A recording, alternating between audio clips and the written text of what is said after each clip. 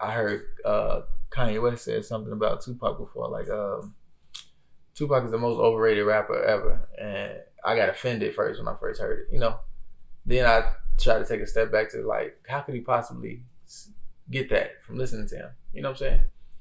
So I kind of ran and started listening to him a little bit more myself, and the only thing I could come up with is that like Pac really never used no metaphors, and I was just like, wow. So for somebody to get called the best rapper of all time without using metaphor, because that's like an important part, or that's like the hardest thing element for somebody to do to me is possess a great metaphor, or even to do it back to back to back like I can do it. You know what I'm saying?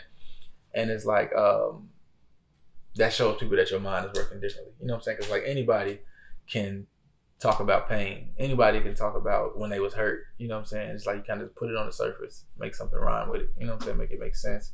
Well, it makes sense in the rhyme. I write that down. And it's like, so that was something I felt like Tupac didn't. I know Tupac really didn't use was metaphors. I think I think I probably recall hearing like 3 metaphors from him really in my whole life, and it was like, um, depend on me like the first and 15th, and better roll on your ass like an avalanche, and uh, up and down like a roller coaster. You know what I'm saying? Like stuff like that. And it was like, other than that, everything else was I don't want to say on the surface because he was deep at the same time, but it was like it didn't take a lot of participation from the listeners. You see what I'm saying? And the majority of people don't like to work.